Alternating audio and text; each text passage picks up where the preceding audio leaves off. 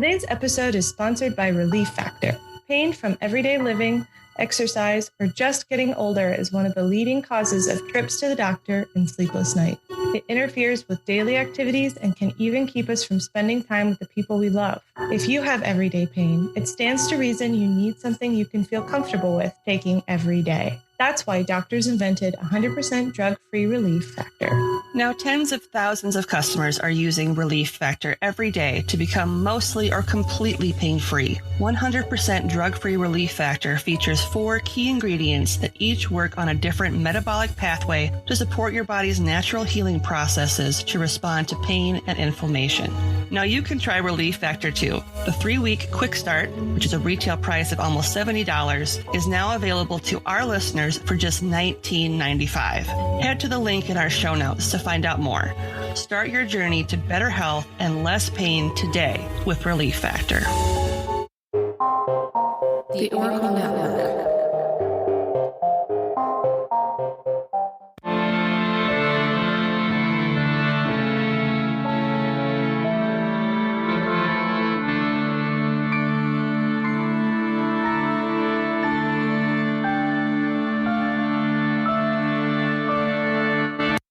Hello and welcome to Ye Olde Crime, where we discuss the funny, strange, and obscure crimes of yesteryear. I'm your host, Lindsay Valenti, and with me is my sister and co-host, Maddie Stengel. Hello. Hello. How are you? I'm good. How are you? I'm very tired. Very, very tired. Ready to start the week, but also not ready in the slightest. I feel that. Yeah. And you had an even bigger week than I did. We're referring to the fact that this past week I volunteered at a Girl Scout camp, which I attended with both of my girls. And thankfully, half the time was spent in a wooded area. So it was pretty shaded. Oh, nice. That's good because it was hot. It was super hot. Mm-hmm. I feel like I was a little dehydrated on Friday. Probably.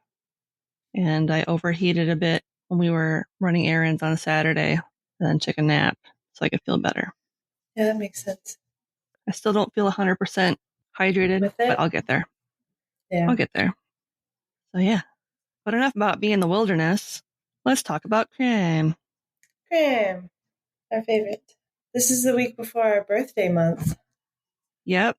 So I know we're done with listener requests, but my friend Ashley, who is my co-host on Pineapple Pizza, one of my co-hosts on Pineapple Pizza, and she's also one of the hosts of Studying Scarlet. She sent me this story and she was like, I need you to cover this. And I scanned the article she sent me and I said, hell yes, I need to cover this. So okay, this is for you, Ashley. This week, we're going to be talking about Captain William Morgan, not to be confused with the rum guy. Oh, I was going to say, of the rum fame? No. Of the rum fortune? No, not the same guy. Of the rum pirate pose fortune? No, sadly no. Baron of the rum? Rum Baron? Baron von Rumspringa. Suddenly the Amish get involved and everything gets weird. All right, so he's not Captain Morgan in that way. He's not modern day Captain Morgan. No. Got it. A different type of Captain Morgan. Got it. So information was pulled from the following sources: a 2020 Jerry Walton blog post, a 2019 History.com article by Martin Stazano, 2015 Slate article by Andrew Burt, founder of the Day website, Historical Society of the New York Courts website, Union to Disunion website article. I don't want to read you the title of this, so that'll give it away. But a piece that was written by William Morgan himself. Oh. And I skimmed that because it was 203 pages and girl ain't got time for that. How dare you? Those were the words out of the horse's mouth. Listen, if you were to click the link and see this thing on Project Gutenberg, you tell me that you would sit there and read those 203 pages. I wouldn't have. Because you wouldn't. Nope. So I skimmed it and it was fine. And last but not least, Wikipedia. And links to all these articles will be included in the show notes. So William Morgan was born in Culpeper, Virginia in August of 1774. As a young man, he traveled quite frequently and was a bricklayer and stonecutter by trade. And he used his meager savings to open a store in Richmond, but it didn't last. Oh, hard times. Hard times. William eventually settled in Rochester, New York, where it said he fought in the War of 1812. He would have been 38 at the time, if this is true, Oh, wow. as it's been contested. Oh, well, yeah, he's kind of older. Yeah. Older. I mean, they probably still, but... Yeah, so there are conflicting reports of his time serving during the war. Okay. Some say he earned the title of captain while in the Navy, and others claim he fought against the British as a pirate seeking his fortune before he was pardoned by the president following the war. Oh, no. So in that sense, maybe he is Captain Morgan, but he was only Captain Morgan for like a few years. An illegitimate. Yeah. And if you see this guy, I don't think he would have had all that glorious hair that Captain Morgan does. So that's true. Unless he got a fancy wig, which is also a possibility. It was not uncommon at the time. Is he? Isn't he? We'll never know. What we do know is that he married a woman named Lucinda Pendleton in October of 1819 when William was in his mid-40s and Lucinda was 19. Gross. He could have been her dad. Yeah. Not okay.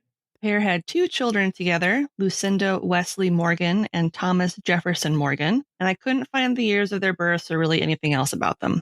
That was the extent of what I could find. I appreciate the Lucinda Jr. Yes. She's like, if I gotta marry you, you gross old man, I'm gonna have a junior. This is for me. It's my consolation. This is for me. This one is mine. William continued his wandering lifestyle even after his marriage, moving his family all around the New York countryside. Cool. Before moving to Toronto, Canada, where he tried his hand as a brewer and was actually quite successful for a time. Interesting. He and his family were left in poverty after it was destroyed in a fire. Yeah, alcohol's flammable. What? So are the wood barrels it generally hangs out in, so that they didn't have ye old insurance in Canada at the time. How dare you come in here with your logic? Your science. There was no farmers. No bump-a-dums for them. They're just like, yeah, that burned. Bye. Whoops. The family eventually settled in Batavia, New York, a small town near Rochester, where William worked as a stoneworker. William was often viewed as uneducated, careless, and a known drunk and swindler. So, great. What? No, not that guy. A failed businessman, he often found himself at the local jail for drunkenness and would have to be bailed out by a Masonic charity. Ooh. Yeah. Bummer. It's been contested whether William was actually a Freemason, as he claimed that he had been inducted into the Freemasons while living in Toronto when he ran his brewery, which could make sense because he made a lot of money while he was doing his brewery. Yeah. However, the members of Leroy's Western Star Chapter number 33 Lodge in Leroy, or is it Leroy? I like Leroy because it sounds funnier. In Leroy, New York, refused to believe that someone of William's character could possibly have reached the level of a Royal Arch Mason within their secret society. William had submitted and signed a petition to set up a new lodge in Batavia, but the Masons in charge of building the lodge wrote a second petition that William wasn't given an opportunity to sign.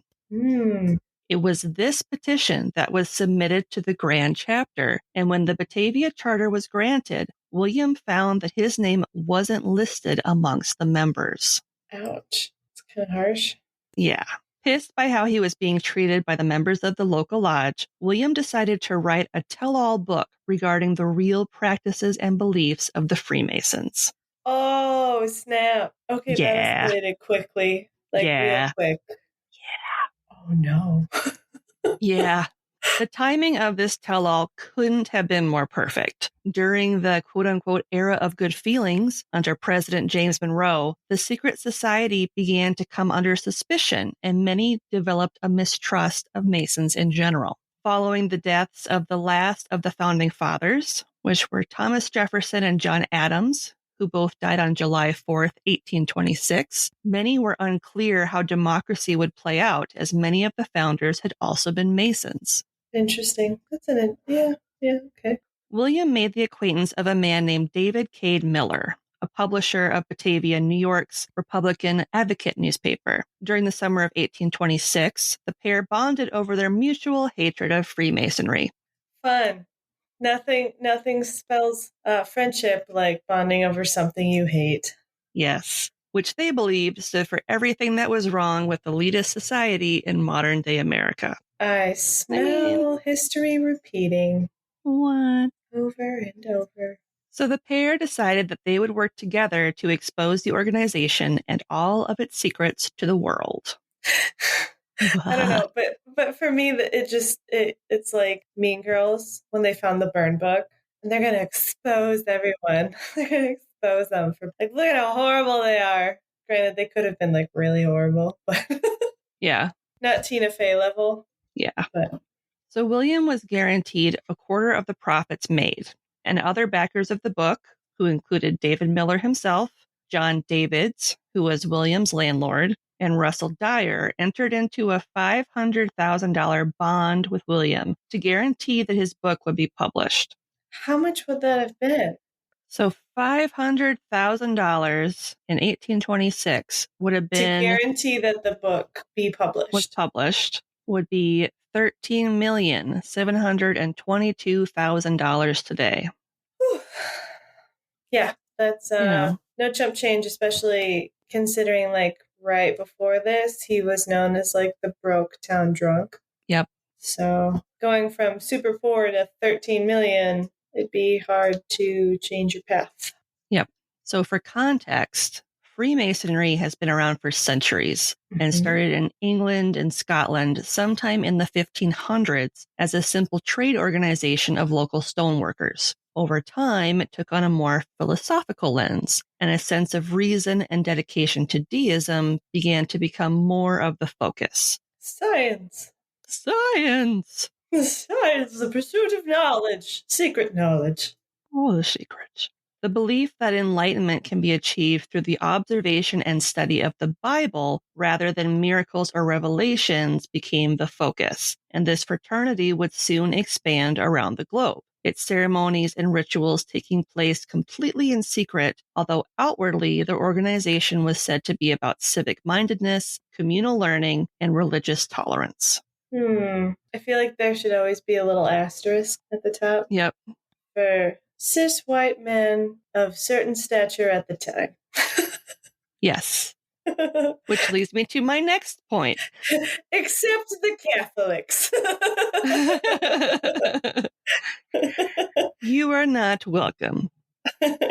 No Marys allowed. The organization was composed mainly of men who were part of the middle and upper class, such as doctors, lawyers, successful businessmen, and others who had money and time to spare on such an elite social club. Fun fact, 13 of the 39 founders of the Constitution were card-carrying members of the Freemasons, and its popularity only continued to rise since the founding of our nation. I hope they had cards. I just put that in there because it sounded fancy. They really have cards. I hope they did. And they'd be like, this is my card. And it's like nothing on it because it's a secret. Like, hi, I was the president of the United States once. And then women were like, And then they're like, I was also a Freemason. And they're like, oh? Like Tell me your secrets. Ticket in for ladies. That card. Yeah, Benjamin Franklin was one of them. It was like Benjamin Franklin, George Washington, Thomas Jefferson, and John Quincy Adams. In New York, Governor DeWitt Clinton was also a Mason, not to mention the highest-ranking Mason in the country, having at one time been the Grand Master of the Grand Lodge of New York. I always want to say Grand Wizard. I know, I do too, and then I'm like, that's wrong. That's really wrong. That's dangerous. That's another wrong. white organization. It's a different kind of secret society. A really bad one. Mm-hmm. It was estimated that at one point, over half the people who held public office in New York were members of the Masons. In August of 1826, William published an article in the Advocate where he wrote that he had evidence against Masons that compelled him and an unnamed collaborator, quote, to an act of justice to ourselves and to the public, end quote. So it was a spicy expose. Mm-hmm. Essentially. Yes. Even though he wasn't a member, William was able to convince actual members of his local Masonic lodge that he was, in fact, a member, which allowed him to gain access and witness the variety of ceremonies that they conducted, which he used as he wrote his book. Local groups of concerned Mason members soon started to harass William and David, accusing them of petty debt, which ended up with William being once again placed in jail. Yeah. Didn't get the $13 million yet. And it wasn't long before strange men started to visit the villages of Ontario County where the pair lived, which not only put the pair on edge, but everyone else in the towns as well. Yeah, I would be really scared being one of their, kids or their spouse. Nothing like a bunch of creepy men creeping around your house to make you feel comfortable. Make you feel all warm and fuzzy inside. Mm-hmm. On September 8th, 1826, a group of Masons approached the print shop where David worked. Upon arriving, they were surprised to find that William had assembled a gang of his own that had a variety of firearms, and they were ready to rumble. Oh, dang. That escalated quickly. Yeah. From strangers in town to a street fight. The same ones, like Ron Burgundy fighting the other. That's what I was thinking. Let's rumble. Where did you find a trident? So finding themselves outnumbered and outgunned, the Masons retreated, but 2 nights later on September 10th, William's office suddenly burst into flames. Thankfully, the fire was detected early and no lasting damage was made. And upon investigation of the cause of the fire, cotton balls that had been dipped in turpentine were found all over the print shop. I'm sorry, but somebody took that much time to throw individual cotton balls soaked in turpentine to set something on fire. I picture them just sending the most junior member of the Masonic Lodge, and they're just like, Carl, this is your job. He's just drawing clumps. On the morning of September 11th, 1826, William was abducted from his home in Batavia, New York, by around a half dozen Masons who held an arrest warrant for petty larceny, which the charge was stealing a shirt and a tie that the owner of a local tavern, Mr. Ebenezer C. Kingsley, had loaned him the day before. Convenient. William was soon thrown into a Canandaigua jail about 50 miles or 80.5 kilometers away from his home. At first, William wasn't worried. He testified that he'd simply forgotten to return the items, and he would be happy to do so. After this, the charges were dropped, and he was released after David helped post his bail, but that freedom wouldn't last for long. Of course not. He was soon arrested again for a debt of $2.65, which would be around $72 today, for a tavern bill that he owed a man named Aaron Ackley. Unfortunately for William, he wasn't able to talk his way out of these charges, and he had to spend the night in jail. Later that evening, the jailer's wife, Mrs. Hall, spoke with Lawton Lawson, who asked if William was being held at the jail. Lawton, a Mason and the mastermind behind William's kidnapping, had no intention of actually setting William free. Of course not. Mrs. Hall refused to take the money that Lawton provided to post William's bail and went in search of her husband, Israel R. Hall, so he could handle the matter. Unable to find her husband, Lawton left and returned with a man he said was named Foster, and he offered to pay her $3, which is $82 today, for William's release, so more than what the bail was. Okay. Again, she refused. After Lawton and Foster left, Lawton returned later, even more determined to get his hands on William. Mrs. Hall once again refused to release him, so Lawton left and came back with Colonel Edward Sawyer, who told her to take the money and let William go. Ew. Being the badass that she is, Mrs. Hall still refused to release William. Okay. Lawton then sought out the help of Nicholas G. Chesborough. I was going to say Cage. Nicholas G. Cage. And he offered her the Declaration of Independence in exchange for her husband. To which she quickly said, yes. I love freedom and independence and declarations of independence. After the two talked, Nicholas talked to Mrs. Hall and told her that Lawton was anxious to free William and that she should allow him to do so. She finally relented, let William out of his cell, and the men all appeared to leave in a quote-unquote friendly manner.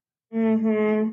She then stated that, quote, before she could get the door of Morgan's room locked, that's William's last name, she heard the cry of murder and rushed to the front door, end quote. Yeah.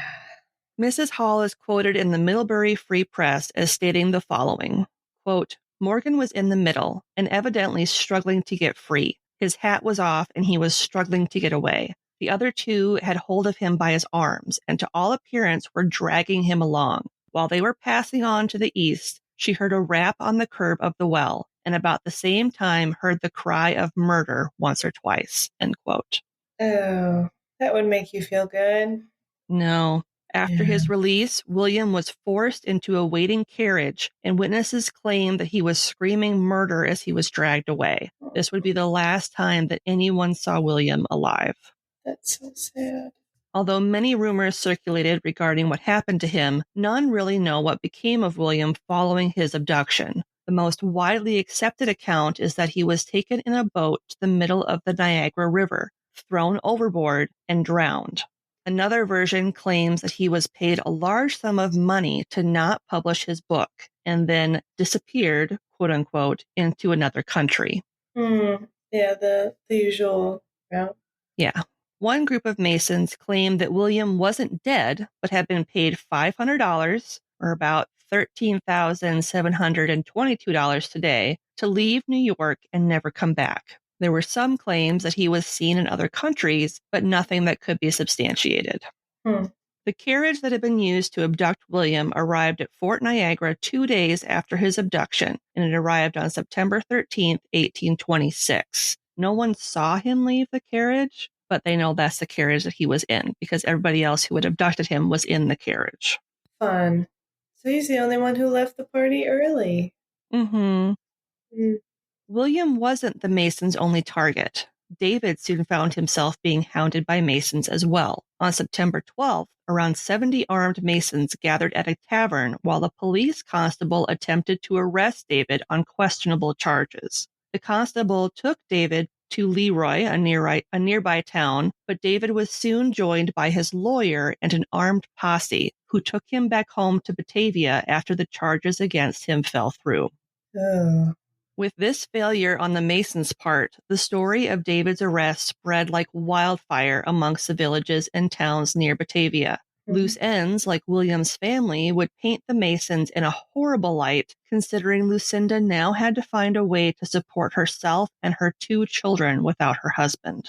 Right, because he left. Because he left, quote unquote. William's abduction at the hands of Masons started a movement amongst the residents of Batavia and the surrounding towns. They were angered about the fact that this powerful secret society could bend the laws that governed them to their whims in order to silence those they wished.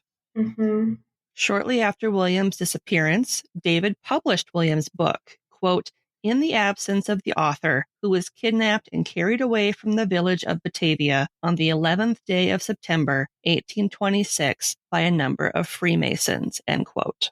And I'm going to read you a couple quotes from the book. There were a couple sections where I was like, all right, this is pretty shady. I want to include this. Okay. So this first one's kind of long. Quote, I, and then you share their name, of my own free will and accord, in presence of Almighty God and this worshipful lodge of free and accepted Masons, dedicated to God and held forth in the holy order of St. John, do hereby and hereon most solemnly and sincerely promise and swear that I will always hail, ever conceal, and never reveal any part or parts, art or arts, point or points of the secrets, arts, and mysteries of ancient Freemasonry, which I have received, am about to receive, or may hereafter be instructed in, to any person or persons in the known world, except it be a true and lawful brother Mason, or within the body of a just and lawfully constituted lodge of such, and not unto him, nor unto them, whom I shall hear so to be, but unto them only after strict trial and due examination or lawful information. That was the longest goddamn sentence I've ever read in my life. Yeah, wow. Furthermore, do I promise and swear that I will not write, print, stamp, stain, hew, cut, carve, indent, paint, or engrave it on anything movable or immovable under the whole canopy of heaven, whereby or whereon the least letter, figure, character, mark, stain, shadow, or resemblance of the same may become legible or intelligible to myself or any other person in the known world, whereby the secrets of masonry may be unlawfully obtained through my unworthiness. To all which I do most solemnly and sincerely promise and swear, without the least equivocation, mental reservation, or self-evasion of mind in me whatever, binding myself under no less penalty than to have my throat cut across, my tongue torn out by the roots, and my body buried in the rough sands of the sea at low water mark, where the tide ebbs and flows in 24 hours. So help me God, and keep me steadfast in the true performance of the same. End quote. So that's how William died, Probably. if he was a Mason at one point. And here's another, this is a call and response. So, to whom did our ancient brethren dedicate their lodges? To King Solomon. Why so? Because King Solomon was our most ancient Grand Master. Mhm. If you remember the Bible, wasn't King Solomon the one that was like, cut the baby in half if you can't figure out whose Yeah. child it is? Yep. Yep. And the last call and response, this is the last quote that I have. What is the penalty of an impostor? To have his right hand chopped off. Poor William. I think probably all of that happened to him. Yeah. So the book, which I mentioned before is 203 pages, includes tons of language about the rites and the call and response chants that must be performed, not only for each meeting, but if you're a member of the following. This is a long ass list. Knights of the Cross, Knight Templar, and Knight of Malta, Knight of the Red Cross, Apprentice, Fellow of the Craft, Master Mason, Sovereign Grand Inspector General, Prince of the Royal Secret, Grand Master, Masters ad vitam, Knight of the East and West, Prince of Jerusalem, Grand Elect, Prefect or Sublime Mason, Knight of the Ninth Arch, Grand Master Architect, Illustrious Knight, Intendant of the Buildings, Provost and Judge, Intimate Secretary, Perfect Master, Secret Master, Order of the Cross, Knight of the Holy Sepulchre, Knight of the Christian Mark, and Invisible Knight. I really don't like the intimate secretary. Yeah, I don't like how that sounds. I clung to that and I was like, that's wrong. Red flag, red flag. And lots of these ceremonies required them to kiss the Bible. Yeah. You know how old that is? Oh, and how many people are kissing it? That's gross. Such a bad joke. So 2 weeks after William's disappearance, several public meetings were held that drew hundreds of people. Although initially designed to determine what exactly happened to William, they quickly turned into meetings that attempted to calm the fears of the public that at any moment they could be next. Mm-hmm. I mean, it's not untrue. Yeah. After these meetings, a panel was created called the Committee of 10 that sent out people into nearby towns to investigate William's abduction, take down witness testimonies, and gather any information they could regarding his disappearance. Soon, surrounding towns created their own committees to gather further information. And during this hunt for truth, no government agencies, such as the police, were asked to step in as the general public now believed they couldn't be trusted and were in league with the Freemasons. Fun. During October and November of 1826, members of the committees traveled all over upstate New York and spread the story of William's abduction, which just confirmed the rumors and embellished them. Some even went so far as to say that his kidnapping ended in his murder in some occultish ceremony conducted by the Masons that ended with his throat being slit from ear to ear and his tongue being cut out. Yeah, I kind of agree with that. Soon the fear of the Masons transformed into fears over the sanctity of the government, as many believed that this secret society had plans to overthrow the government from within. It didn't help that members of the Masonry, many of whom were political figures, began defending William's abduction, saying, quote, whatever Morgan's fate might have been, he deserved it. He had forfeited his life, end quote. Oh. Yeah.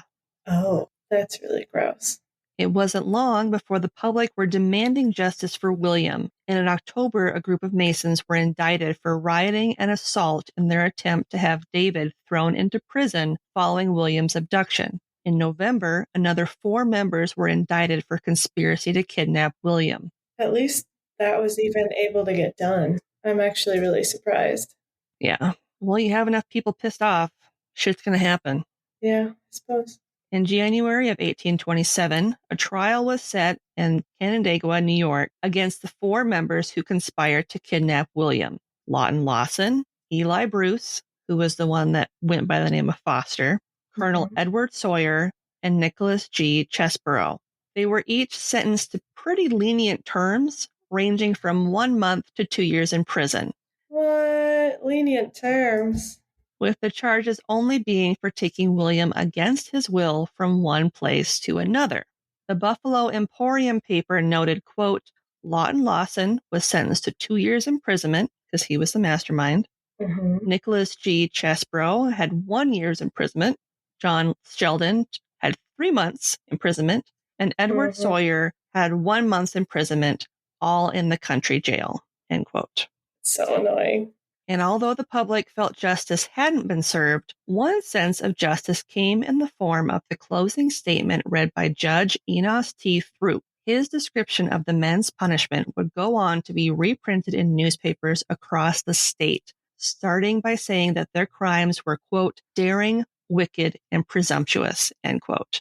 These men had robbed the state of New York of one of their citizens and left the victim's wife and children helpless. Not only that, but they'd shielded others in their secret society from being properly brought to justice. And this is a quote from Throop.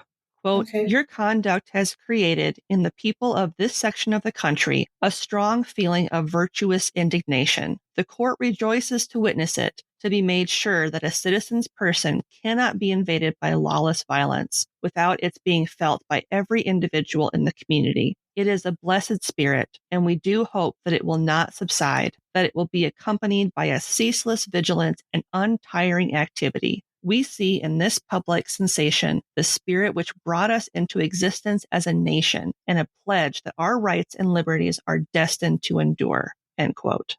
Yeah, I agree. With these statements, Judge Throop was acknowledging that even though the result of the trial wasn't a proper punishment for the crimes that they committed, it served as a rallying point for the American people in their goals to protect the core values of our nation. A $1,000 or $27,450 today reward was offered for information leading to William's whereabouts or his body, but it was never claimed. It's probably in the sea somewhere. Probably. Or the ocean. It would be the ocean. Maybe the lake. It could be a lake.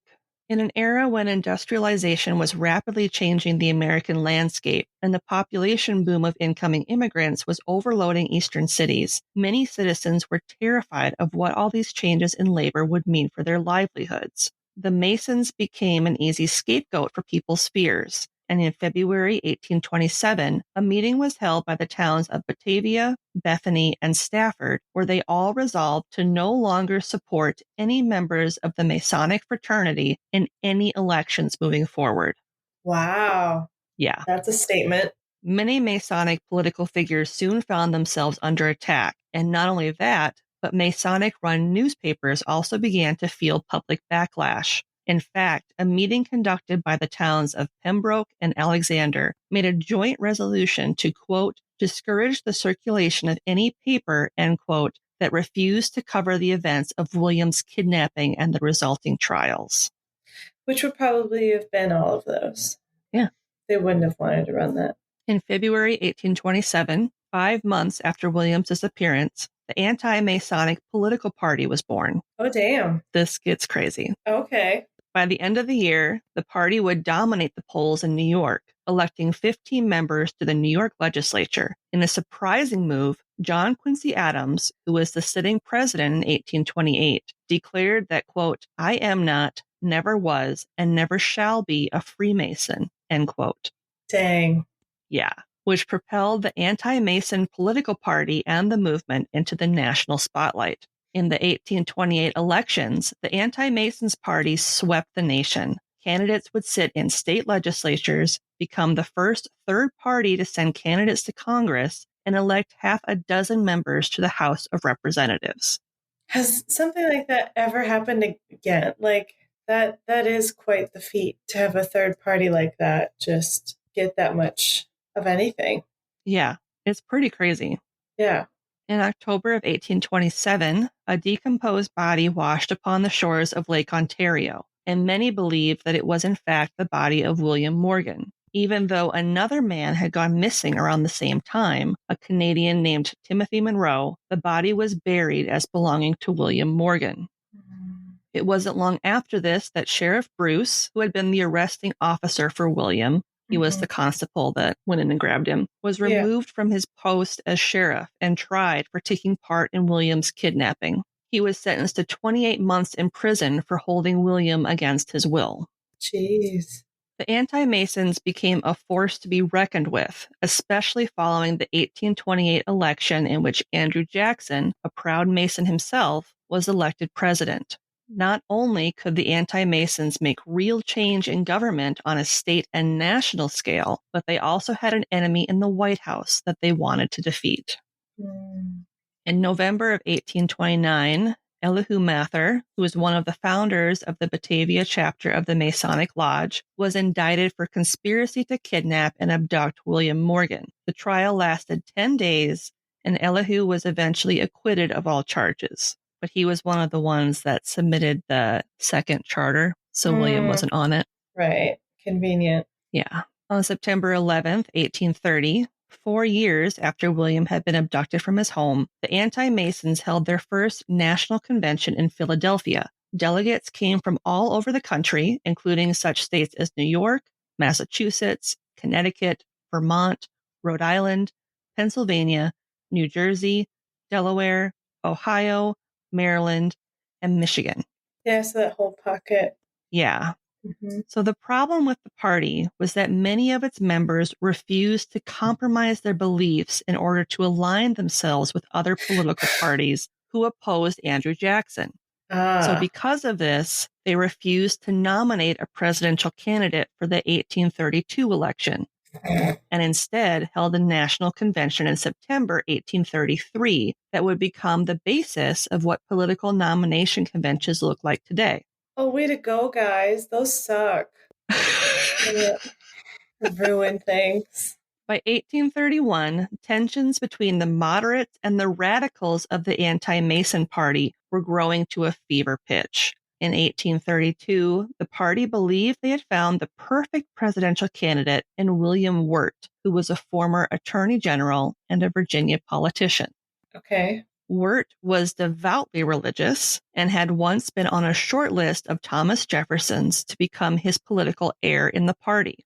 Okay. Jefferson is quoted as once telling Wirt, quote, "You will become the colossus of the Republican government of your country," end quote. Which made me vomit a little bit. I really don't like the sound of that. Wirt believed that the flaw in American and Freemason societies was simple. They were systems where the few benefited at the expense of the many. Yeah. And he's not wrong. You're describing like pretty much all forms of almost every government body throughout history. Very few that aren't like that, but sure, go off. Yeah. There was one teensy-weensy problem with having Wirt run on the bill. He used to be a Mason and had never formally renounced them. Yeah, that's just the tiny problem. Yeah. Itty-bitty problem. Although he was still elected to run for the anti-Mason party, he only won Vermont. And after his resounding defeat in the election, almost without a word, the entire party disbanded. Yeah. Even with the end of the party, this time in history left a lasting impression on the Masonic order itself.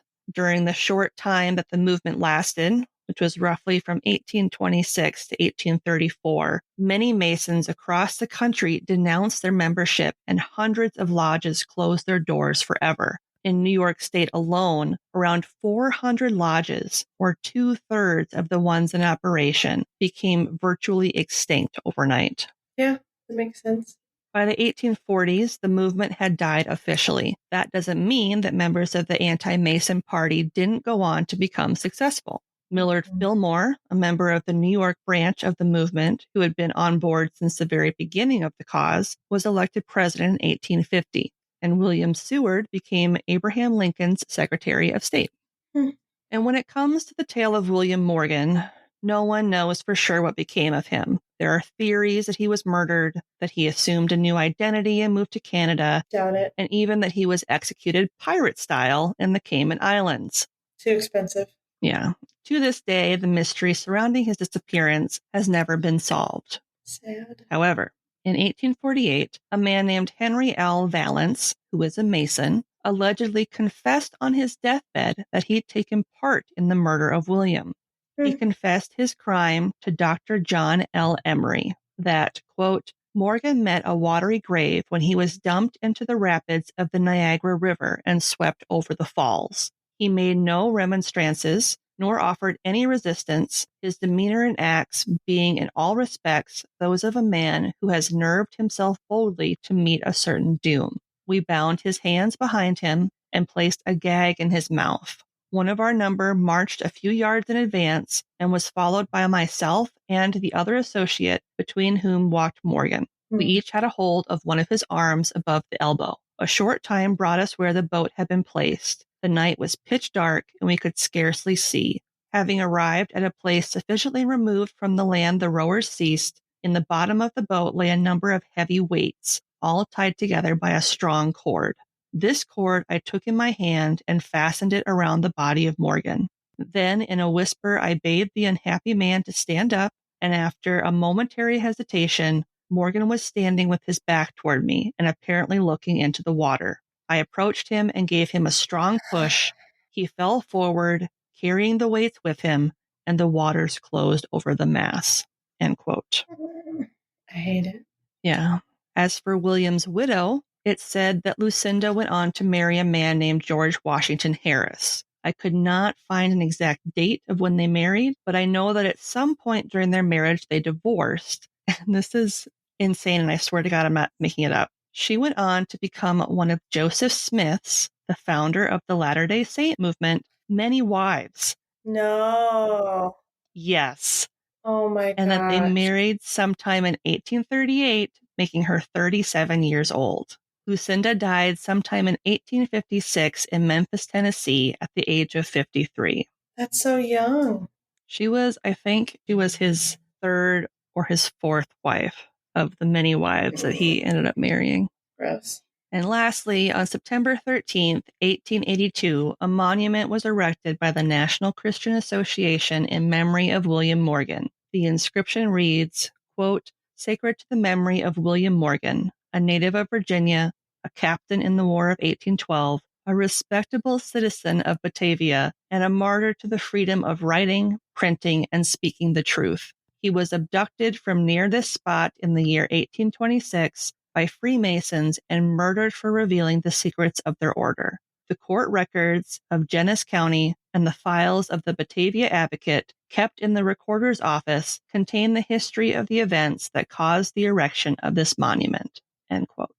And that is the unsolved story and the first conspiracy theory of the United States. Really? Revolving around William Morgan. Mm-hmm. Interesting. Thank you, Ashley. That was messed up. Now, don't any Freemasons come get me since I read aloud all your different positions in the order. I'm sure they've been altered slightly. That's not how it goes anymore. Maybe. We don't call them that anymore. Right? We are wizards. That was hundreds of years ago. We're all wizards, Harry.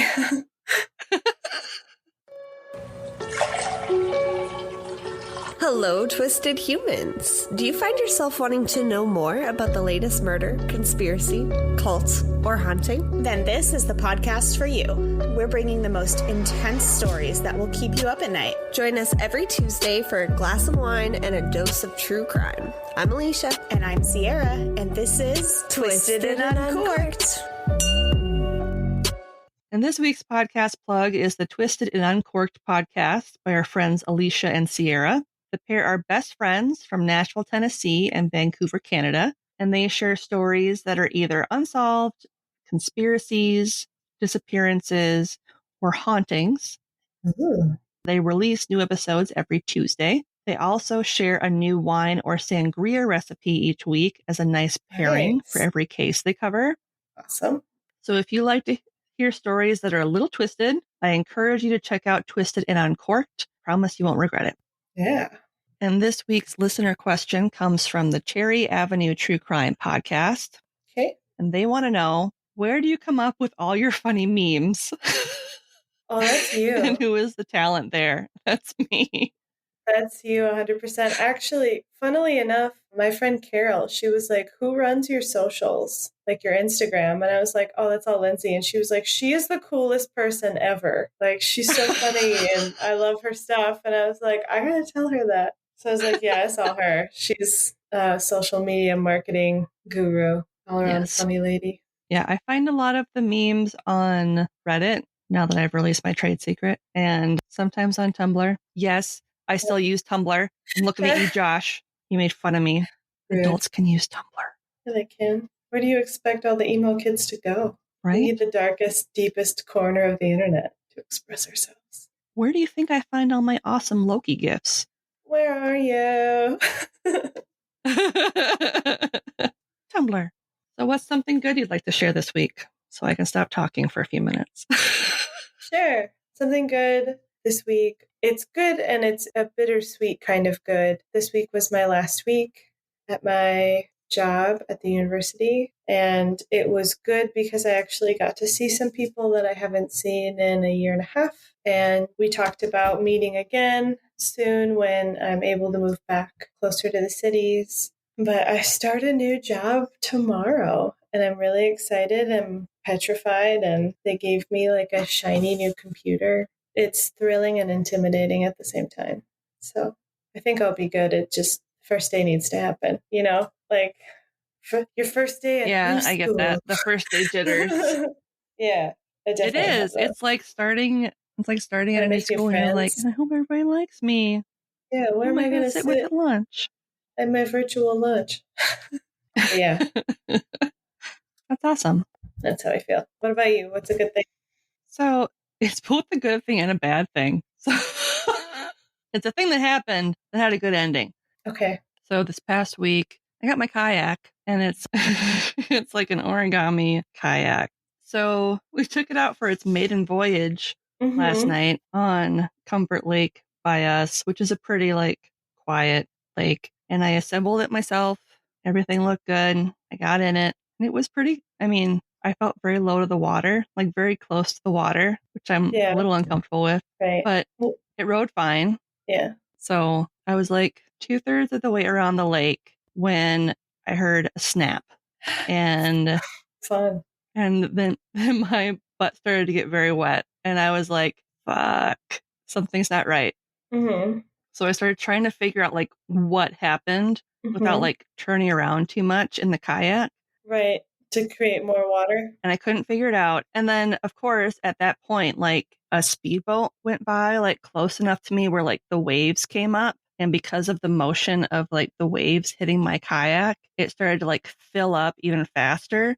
So I ended up just kind of like purposefully filling it up so I could bail out. Like I leaned back. Okay. And kind of pushed off of it so I wouldn't be in it when it sank. Okay. And I had been staying close to the shoreline for a reason. Yeah.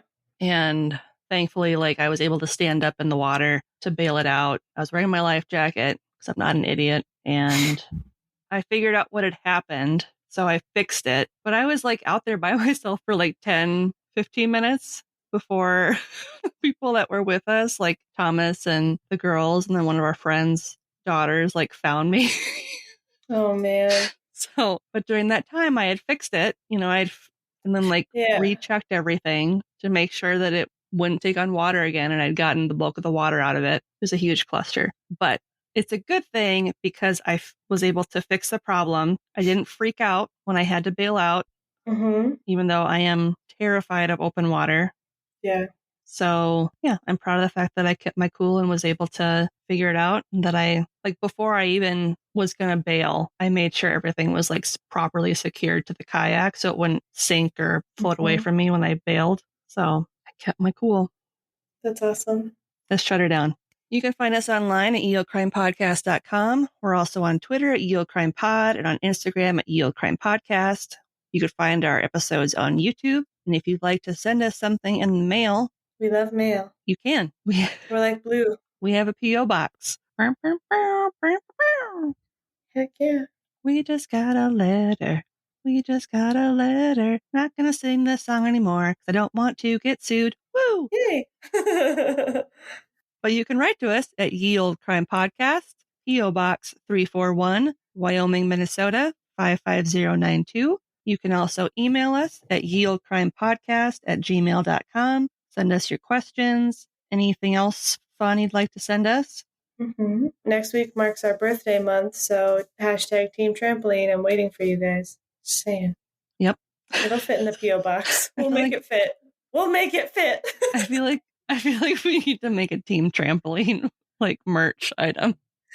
Just a bunch of Victorian ladies jumping on a trampoline. Oh man, that'd be hilarious. Or a really poorly doctored version of Willie jumping on a trampoline. The two mediums aren't even the same, and Willie's like a stick figure dog. Yep. Team Trampoline. I'm totally jumping on this trampoline. It's got a 90s starter hat with sunglasses. Roller blades. Team Trampoline. So a great way to support the show if you can't do so financially would be to leave a 5-star rating and review, such as this one from our friend Lorraine. And she submitted this via Apple Podcasts. And she says, easy listening, 5 stars. I really enjoy this podcast. The hosts are super easy to listen to and the conversation flows so well. The stories they pick are interesting and well-researched. They know their stuff. Thanks, you, Lorraine. Yeah. You can also support us financially if you chose to do so. Buy me a coffee. You can leave a one-time donation in any amount. You can also support us monthly on Patreon by becoming a patron for as low as $1 a month. That'll get you early ad-free access to all of our episodes. And you can also rock some of our merch by going over to our TeePublic store. We're trying to add new designs as often as we can. There might be a trampoline one. A birthday design coming soon. Just for the month of August. Yeah, maybe we'll have an August birthday design. Team Trampoline. Have one every week. And on that note, as always, I'm Lindsay. And I'm Madison. And we'll see you next time with another tale as old as crime.